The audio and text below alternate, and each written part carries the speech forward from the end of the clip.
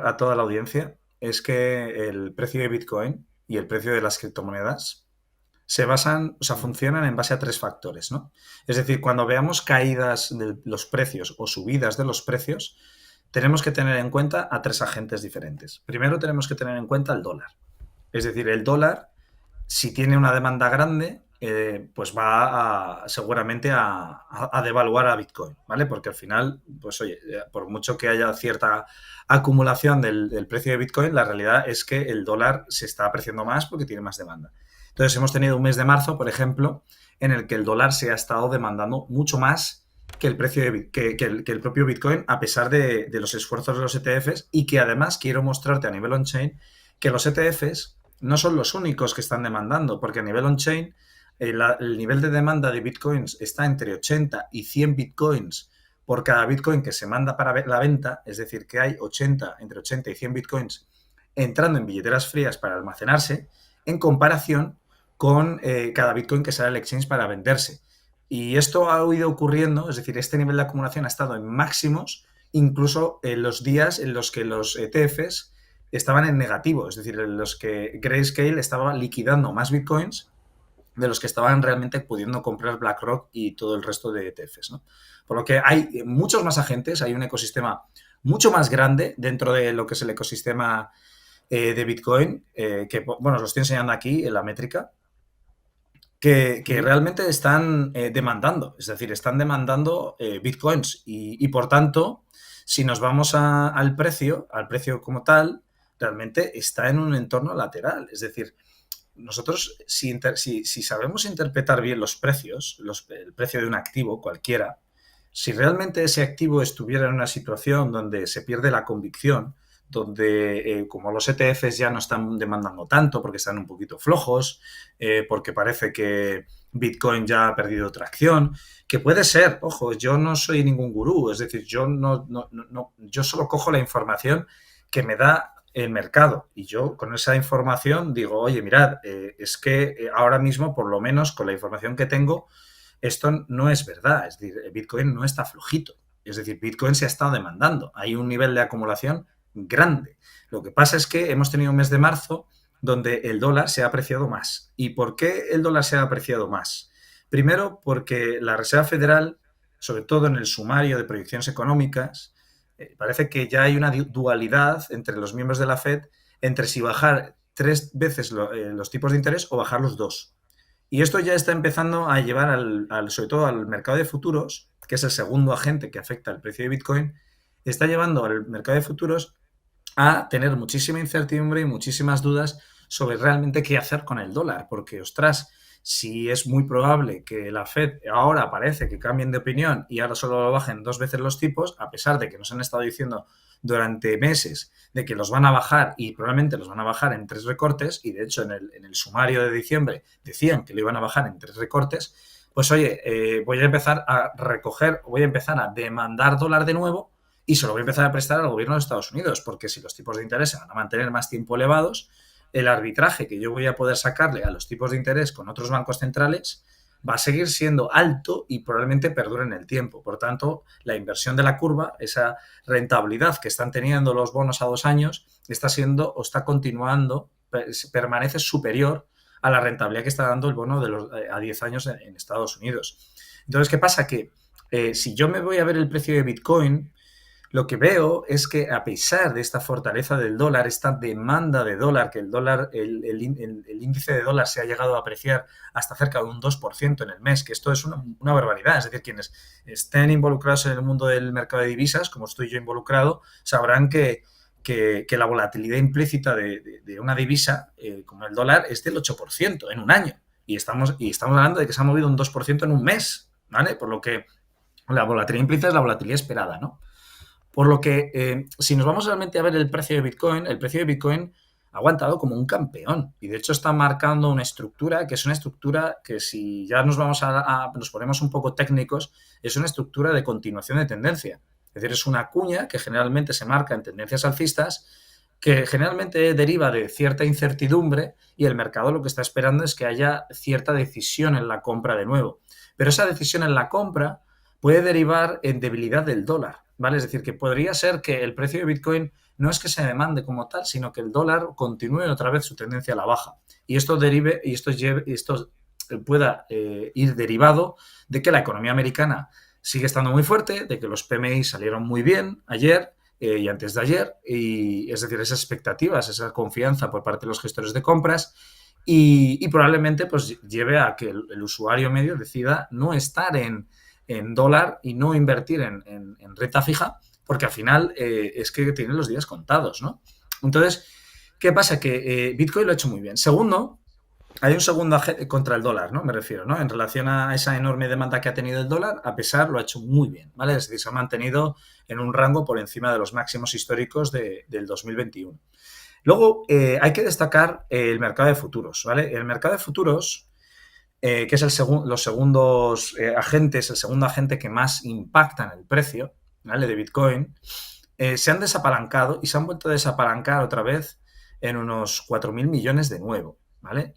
Y si vemos realmente el excedente de largos contra cortos que se han desapalancado, es decir, si vemos realmente cuántos de estos 4.000 millones corresponden a, es decir, cuál es la diferencia entre ambos, vemos que los largos han excedido en un nivel de desapalancamiento de 260 millones de dólares. Es decir, que a pesar de que tenemos a los traders de futuros desapalancándose, que es verdad que aguantan todavía bastante, es decir, hay un interés abierto todavía bastante elevado, pero aún así el nivel de desapalancamiento de 260 millones sumado a las ventas que ha tenido Grayscale, sumado a esa apreciación del dólar, aún así seguimos viendo que el precio de Bitcoin se mantiene razonablemente bien y se mantiene razonablemente haciendo sobre todo lo que es retrocesos e imbalances sobre sus áreas de valor en desarrollo, que es generalmente lo que nosotros tomamos en cuenta de cara a buscar nuevas compras, ¿no? Es decir, que no hay ninguna confirmación de tendencia bajista. De hecho, la confirmación de que Bitcoin realmente pueda recoger su tendencia bajista tendría que ser brutal. Es decir, tendría que caer a los 55, 56 mil dólares para luego retornar a los 61, 62 y luego volver otra vez a los 55, 56. Si eso ocurriera, si ese patrón de movimiento del precio ocurriera, entonces yo ya tendría información para determinar de que los traders de futuros podrían presionar más el precio, estos segundos agentes. Lo que pasa es que, ¿cómo podemos salir de dudas? ¿Cómo podemos saber si realmente los traders de futuros podrían llegar a presionar el precio o no? Lo sabemos viendo el interés que están pagando, el tipo de interés, el swap que pagan todos los días.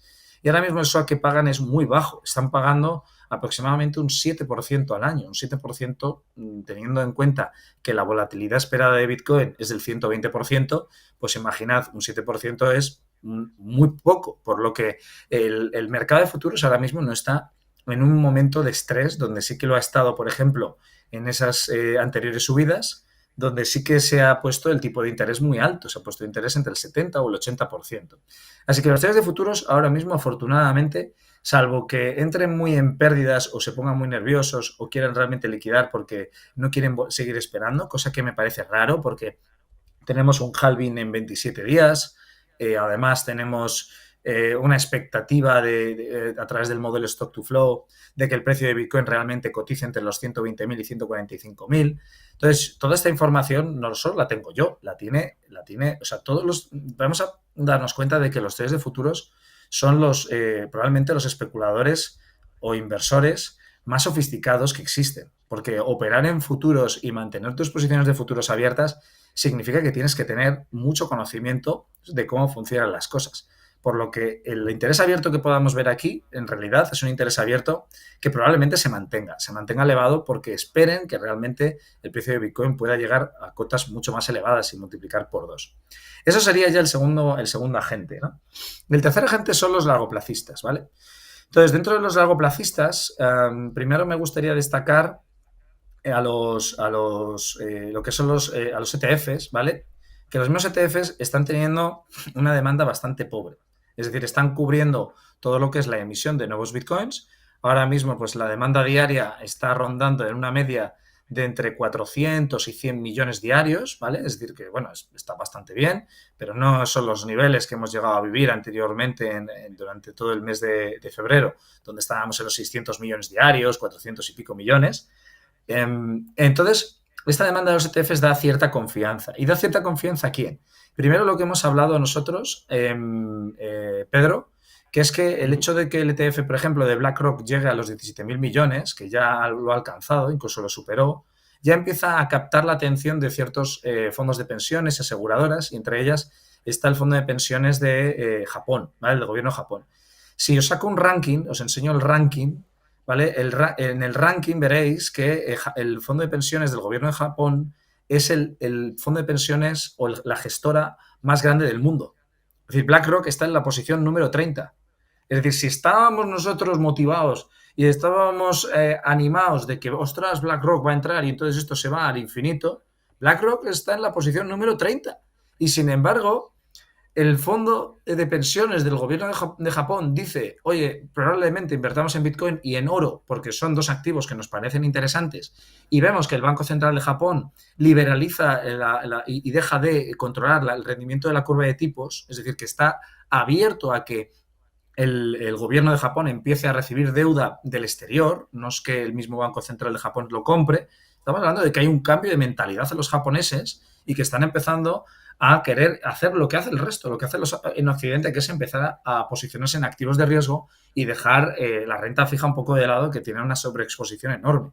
Y esto lo puede seguir, lo puede continuar otros fondos de pensiones o fondos de inversión, como el fondo del Banco de Inversiones de Noruega, que es la segunda gestora más grande del mundo, pero ya que solo la gestora más grande del mundo quiera entrar y quiera posicionar una parte de su capital y poniendo una asignación de medio punto porcentual, ¿vale? Que sería pues algo residual, la realidad es que estaría ya asignando unos 70, 80 mil millones de dólares de dinero fresco.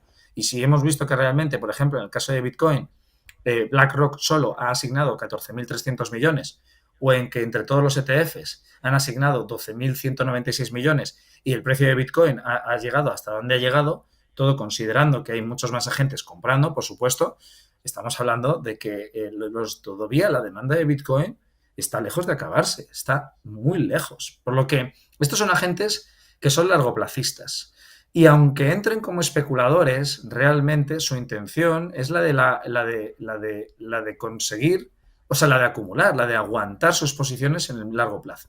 Entonces, aquí me gustaría destacar un dato, porque esta probablemente a lo mejor pues nos encontremos con una corrección del precio de Bitcoin, es decir, sería algo natural, sería algo que estaría razonablemente bien, porque dentro de lo que es las posibilidades de acción del precio que nos podríamos encontrar en Bitcoin como tal, es el hecho de que Bitcoin pueda querer irse, por ejemplo, hasta los 77, 78 mil y que no aguante ese nivel de subida y que otra vez regrese a buscar liquidez a los 70.000 o 68.000. Prefiero que Bitcoin corrija y corrija más y que luego vuelva a máximos históricos. Prefiero eso a que Bitcoin se vaya a los 78, 80.000 y decida corregir y volverse otra vez a la zona que estaba generando liquidez aquí. Porque si hace eso, entonces ahí sí habría un catalizador bajista. Es decir, sería realmente un cambio, o sea, una señal de cambio de tendencia que probablemente pues haría que me daría a mí la información suficiente como para considerar que realmente Bitcoin no está listo para irse a los 100.000, los 56.000, o sea, a los 120.000. Última conclusión, Félix, que nos queda menos de un minutito. Pues última conclusión. Tenemos un escenario donde, y no había terminado, pero básicamente tenemos 1.400.000 bitcoins en manos de cortoplacistas, de especuladores que han comprado por encima de los 60.000 dólares. Estos especuladores no sabemos muy bien si realmente están aquí para ganar dinero fácil y rápido y perderán la convicción si el precio cae por debajo de los 60.000. Por tanto, mientras Bitcoin se mantenga por encima de los 60.000, todo bien. Si cae por debajo de los 60.000, entraremos en riesgo con estos especuladores. Habría que analizar también a los mineros. Y si Bitcoin vuelve otra vez a la zona de los 71, 72, 73, entonces probablemente tendríamos una confirmación o un patrón de continuación de tendencia y probablemente pues empezaremos a ver distribución de los largoplacistas otra vez.